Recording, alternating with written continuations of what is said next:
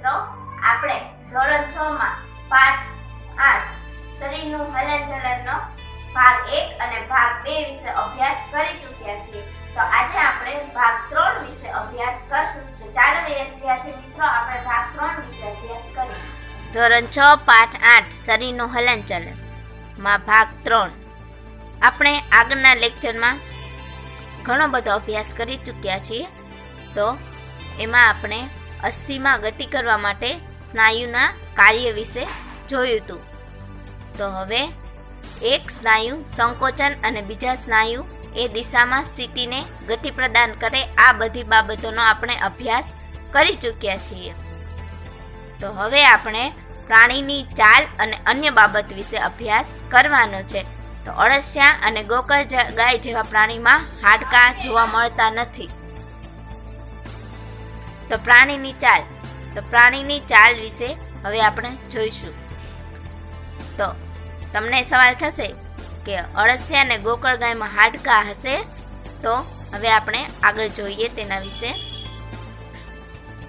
અળસિયા એ બગીચા અને જમીન પર ચાલતા તમે અવલોકન કરો. તો હવે આપણે ચિત્રમાં જોઈશું. તમે જોઈ શકો છો કે તેમાં હાડકાં જોવા મળતા નથી. અને હવે આપણે પ્રવૃત્તિ જોઈએ. પ્રવૃત્તિ 5. બગીચામાં જમીન પર ચાલતા કોઈ અળસિયાનું અવલોકન કરો. તેને પકડીને એક બ્લોટિંગ અથવા ફિલ્ટર પેપર પર મૂકો. તેની ગતિનું નિરીક્ષણ કરો. આકૃતિ 8.17. તેના પછી અળસિયાને કાચની પટ્ટી, ટાઇલ્સ અથવા કોઈ ચીકણી સપાટી પર મૂકો તથા તેની ગતિનું નિરીક્ષણ કરો. શું આ ગતિ પેપર પર કરેલ ગતિ કરતા ભિન્ન છે? ઉપરની બે સપાટીમાંથી કઈ સપાટી પર અળસિયું સરળતાથી ચાલી શકે છે? અળસિયાનું શરીર અનેક વલયો અને એકબીજા સાથે જોડાયેલું હોય છે. તમે જોઈ શકો છો આકૃતિમાં, તેમાં વચ્ચે ખાંચ આવેલા હોય છે, એટલે તેને વલયો કહે છે. અને તેના જોડાવાથી આખી શરીરની રચના થાય છે. અળસિયામાં હાડકાં આવેલા નથી, પરંતુ બધા સ્નાયુઓ આવેલા હોય છે, અને જે તેને વધવા અને ઘટવામાં મદદ કરે છે. અળસિયા તેના પાછળના ભાગને જમીન સાથે જકડી રાખે છે અને આગળના ભાગમાં ફેલાવો કરે છે. અને જમીન સાથે જકડી રાખે છે અને પાછળના ભાગમાં તેને ખુલ્લો મૂકી દે છે. આનાથી અંતર સુધી આગળ વધે છે. અળસિયું આ પ્રક્રિયા વારંવાર પુનરાવર્તિત કરીને માટીમાં આગળ ખસે છે. તેમાં શરીરમાં ચીકણા પદાર્થ હોય છે, જે તેને ચાલવામાં મદદ કરે છે. તમે આકૃતિમાં જોઈ શકો છો કે તમને ઉપર ચીકણું પદાર્થ દેખાય છે, જે તેને ચાલવામાં મદદ કરે છે. અળસિયા તેના ભાગોને જમીન સાથે કેવી રીતે ટકાવી રાખે છે? તો એનો જવાબ આવશે કે તેના શરીરમાં અનેક નાના વાળ જેવી રચના. આ વજ્ર કેસ માટીમાં તેની પકડીને મજબૂત બનાવે છે, જેથી અળસિયા રસ્તામાં આવવા વાળી માટીને ખાય છે. શરીરમાં અપચિત ખોરાકને બહાર કાઢે છે. અળસિયા દ્વારા કરવામાં આવેલ આ કાર્ય જમીનને ફળદ્રુપ બનાવે. હવે આવે છે ગોકળ ગાય, એટલે કે સ્નેલ. તો હવે આપણે એક પ્રવૃત્તિ જોઈએ. ગોકળ ગાય, સ્નેલ. પ્રવૃત્તિ 6. કોઈ બગીચામાંથી એક ગોકળ ગાયને પકડો. શું તમે તેની પીઠ ઉપર ગોળ રચના જોઈ છે? તેને કવચ કહે છે. તે ગોકળ ગાયનું બાહ્ય કંકાલ છે, પરંતુ તે હાડકાનું બનેલ હોતું નથી. તે કવચ એક જ એકમ છે તથા તે તેને એક જગ્યાથી બીજી જગ્યાએ ગતિમાં સહાય કરતું નથી. તે ગોકળ ગાય સાથે ખેંચાઈને જાય છે. ગોકળ ગાયને કાચની પ્લેટ પર મૂકીને તેની ગતિનું નિરીક્ષણ કરો. જ્યારે તે ચાલવાની શરૂઆત કરે ત્યારે કાચની પ્લેટને ઉપર ઉઠાવીને તેની નીચેથી તેની ગતિનું અવલોકન કરો. કવચના છિદ્રમાંથી ગોકળ ગાયની એક જાડી સંરચના તથા શીર્ષને બહાર આવતા જોઈ હશે. આ જાડી સંરચના તેના પગ છે, જે મજબૂત સ્નાયુના બનેલા હોય છે. હવે સાવધાનીપૂર્વક કાચની પ્લેટને ઝુકાવો. પગની તરંગિત ગતિ જોઈ શકાશે. ગોકળ ગાયની ગતિ અળસિયા કરતા ધીમી છે કે ઝડપી? આપણે પ્રવૃત્તિમાં જોઈ ગયા કે તેની ચાલ વિશે જોયું હતું. તો ગાયની પીઠ પર ગોળ રચના અને બધાએ જોયા જ હશે જેનું બાહ્ય કંકાલ કહેવામાં આવે છે. જે ગોળ રચના હોય તેને બાહ્ય કંકાલ કહે છે. બાહ્ય કંકાલ એ હાડકાનું બનેલું હોતું નથી. કંકાલ ગોકળ ગાય સાથે ખેંચાઈને જાય છે અને તે આપણે પ્રવૃત્તિમાં જોયું હતું. હવે વંદો, તો વંદામાં આપણે પ્રવૃત્તિ જોઈશી. વંદો કોક્રોચ. પ્રવૃત્તિ 7. કોઈ વંદાનું અવલોકન કરો. વંદો જમીન પર ચાલે છે, દિવાલ પર ચઢે છે અને હવામાં ઉડે છે. તેમાં 3 જોડ પગ હોય છે જે ચાલવામાં મદદ કરે છે. તેનું શરીર કઠણ બાહ્ય કંકાલ દ્વારા ઢંકાયેલું હોય છે. આ બાહ્ય કંકાલ વિવિધ એકમોના પરસ્પર સાંધા દ્વારા બનેલ હોય છે, જેના કારણે ગતિ શક્ય બને છે. પીઠના ભાગેથી 2 જોડ પાંખ પણ જોડાયેલ હોય છે.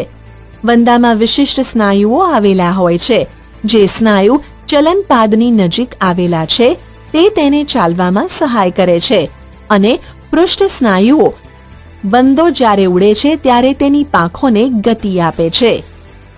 હવે પક્ષીઓ, તમે બધા જાણતા જ હશો, પક્ષીઓને પાંખ આવેલી હોય છે, એટલે પાંખને લીધે તે હવામાં ઉડી શકે છે અને જમીન પર પણ ચાલી શકે છે. બતક અને હંસ એ પાણીમાં તરી શકે છે. પક્ષીઓ એટલા માટે ઉડી શકે છે કારણ કે શરીર ઉડવા માટે તેના અનુકૂલિત હોય છે. તેના હાડકાં છિદ્રાળુ અને હલકા હોય છે, તેના લીધે તે ઉડી શકે છે.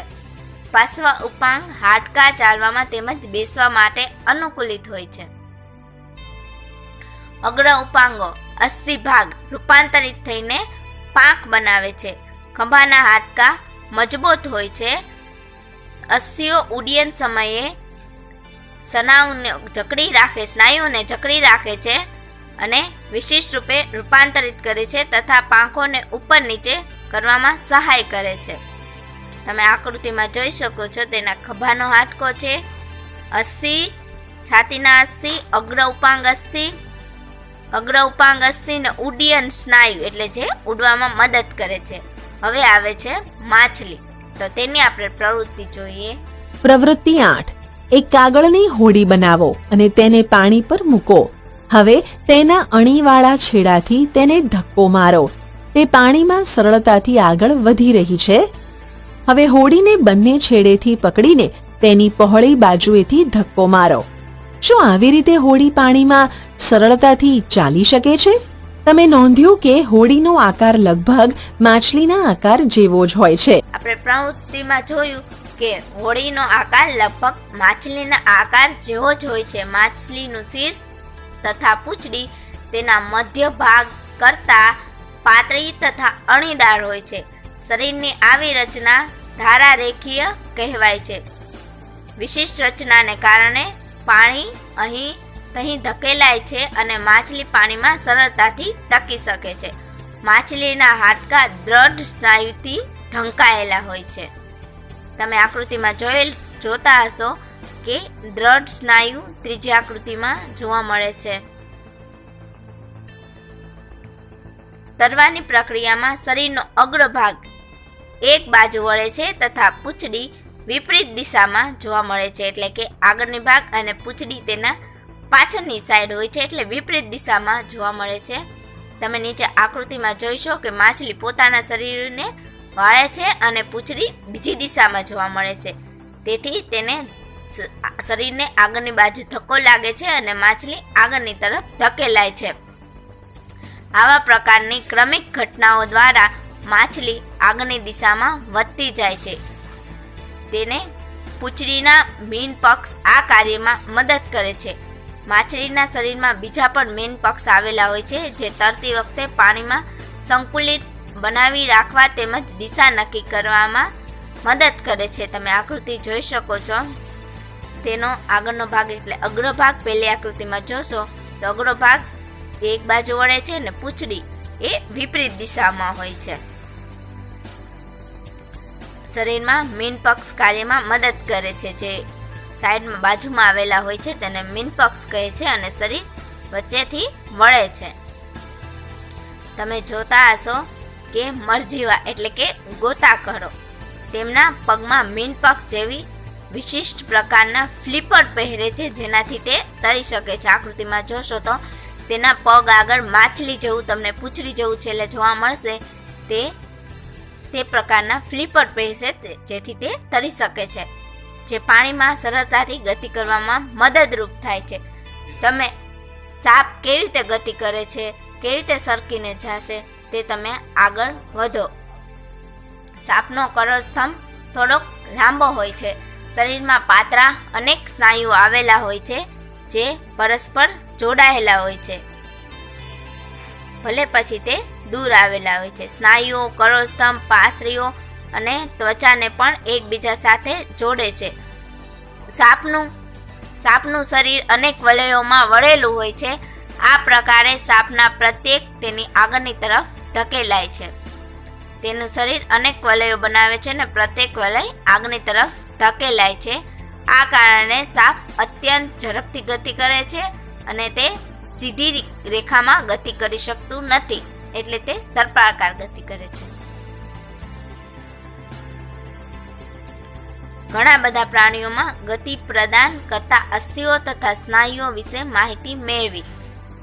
હવે પ્રાણીઓમાં વિશે ગતિમાં તમને પ્રશ્ન થતો હશે, તેવી જ રીતે આપણે જોઈએ.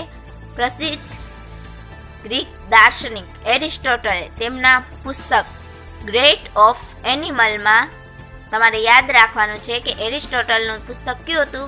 Great of animal. તેણે પોતાની જાતને અનેક પ્રશ્ન પૂછ્યા હતા. વિવિધ પ્રાણીઓમાં શરીરમાં વિવિધ ભાગો આવેલા હોય છે. આ વિશેષ અંગમાં પ્રાણીઓમાં કેવી રીતે ગતિમાં મદદરૂપ કરશે તે આપણે આગળ જોઈશું. પ્રાણીઓના અંગોમાં કઈ સમાનતા અને કઈ ભિન્નતા હોય છે, ચાલવા માટે કેટલા અંગો આવશ્યક હોય છે, ગાય અને ભેંસને 4 પગ શું કામ હોય છે, અને પ્રાણીઓમાં શા માટે સરખી સંખ્યામાં પગ હોય છે, વાળવાની રીતે આપણા હાથને વાળવાની રીતથી કેમ અલગ હોય છે. હવે પાઠ આપણે અહીં સમાપ્ત કરીએ છીએ. આપણે આજે ભાગ 3 વિશે અભ્યાસ કરી ચૂક્યા, એટલે આપણો શરીરનો હલનચલનનો પાઠ સંપૂર્ણપણે પૂર્ણ થઈ ગયો હતો. હવે આપણે આગલા લેક્ચરમાં તેનો સ્વાધ્યાય જોઈશું.